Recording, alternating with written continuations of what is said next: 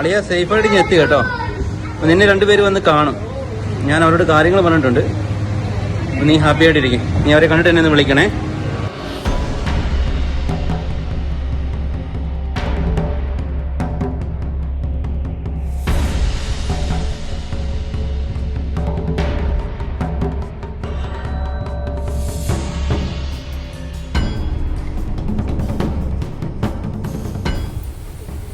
നിങ്ങൾ രണ്ടുപേരുണ്ടെന്നായിരുന്നല്ലോ അവൻ വിളിച്ചപ്പോൾ പറഞ്ഞത്.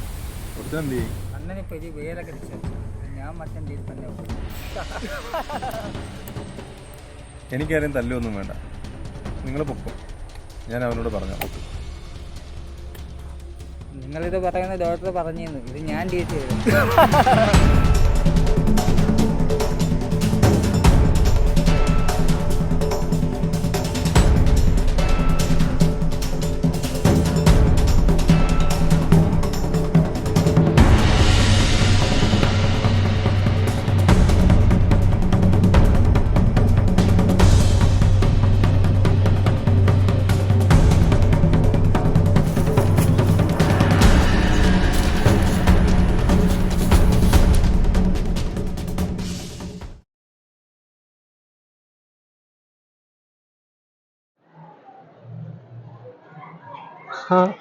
എന്തുകൊണ്ട് ഭയങ്കര സർപ്രൈസ് ആയിരിക്കുന്നല്ലോ.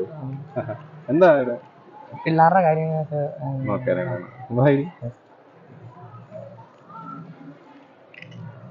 നീ പലപ്പോഴും എന്നെ അതിശയപ്പെടുത്തിയിട്ടുണ്ട്. നിന്റെ ചില അപ്രതീക്ഷിത നീക്കങ്ങൾ. പിന്നെ എന്താ കാണണമെന്ന് പറഞ്ഞു? എടാ, ഒരു ഇടിയൻ തോമസ്, പുള്ളി എൻ്റെ പേഷ്യൻ്റ് ആണ്. പുള്ളി ഗുണ്ടയാണ്, പണ്ട് ഗുണ്ട എന്തോ ആണെന്നാണ് പറഞ്ഞിരുന്നത്. പക്ഷെ എനിക്ക് കണ്ടിട്ട് അങ്ങനെയൊന്നും തോന്നുന്നില്ല. ഞാൻ നിന്റെ അടുക്കലോട്ട് പുള്ളി ഒന്ന് പറഞ്ഞു വിടട്ടെ? അതിനെന്താ, നീ വിട്ടോളൂ. എന്താ പുള്ളിയുടെ പ്രശ്നം? എന്താ? പുള്ളി ഒരു പാവമാണ്. പിന്നെ അവര് വിളിച്ചതിന്റെ ഇതിലാണ് പുള്ളി വന്നത്. പുള്ളി ഇടിയനും ഒന്നും അല്ല, സാധാ ഒരു കാര്യം ചെയ്യും. നീ എന്തായാലും എന്നെ ഒന്ന് കാണാൻ പറയും. നമുക്ക് സമയം പോലെ എന്താ കാര്യങ്ങൾ നമുക്ക് നോക്കാം. ഞാൻ നോക്കാം. അപ്പൊ ഞാൻ വിചാരിച്ചു നിന്നോട് പറയാമെന്ന്. ഒരു സാധുവാണ് പുള്ളി. നമുക്ക് നോക്കാം. എന്തായാലും പുള്ളി ഒന്ന് വന്ന് കാണട്ടെ. കൺസൾട്ടിങ്ങിന് വരാൻ പറയും. ഓക്കെ, പറഞ്ഞേക്കാം.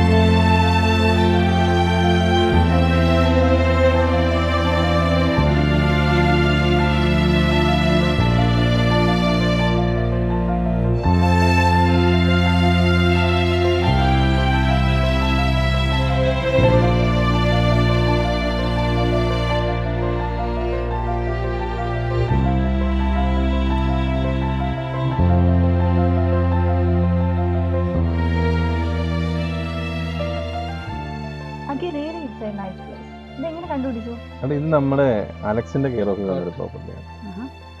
നല്ല ഭംഗിയല്ലേ? വേര്. നല്ല ഭംഗിയാണ്.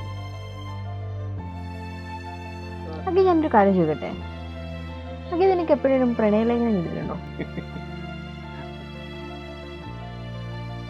കുറച്ചൊക്കെ. പക്ഷെ അവയൊക്കെ ഓരോ ഈ കാണുന്ന പോലെ ഓരോ തുരുത്തുകളായിരുന്നു. ഈ പച്ചപ്പ് പോലെ നമ്മുടെ ജീവിതത്തിലൊക്കെ സംഭവിക്കുന്ന ചില നല്ല നിമിഷങ്ങളിൽ അതുപോലെ കുറച്ചൊക്കെ. നിനക്ക് എപ്പോഴേലും കിട്ടിയിട്ടുണ്ടോ? എന്റെ കാര്യം അവിടെ ഇരിക്കണ്ടേ? എനിക്കെങ്ങനെ കിട്ടാനാ? ഓപ്പറേഷൻ തിയേറ്ററിലെ വെളിച്ചവും ICUവിന്റെ ബീപ്പ് സൗണ്ടും അല്ലാതെ മറ്റൊരു ലോകം എവിടെയാ? ഇപ്പോഴല്ലേ നിന്റെ ശബ്ദം പോലെ എൻ്റെ ലോകത്തേക്ക് വന്നത്. എൻ്റെ ജീവിതത്തിൽ പ്രണയലേഖനം എന്നത് എനിക്ക് രാത്രിയിൽ കാണുന്ന കറുത്ത കാടിൻ്റെ പച്ചപ്പും അതിനിടയിൽ കിട്ടുന്ന പാലപ്പൂവിൻ്റെ ഗന്ധവും ഒക്കെയായിരുന്നു.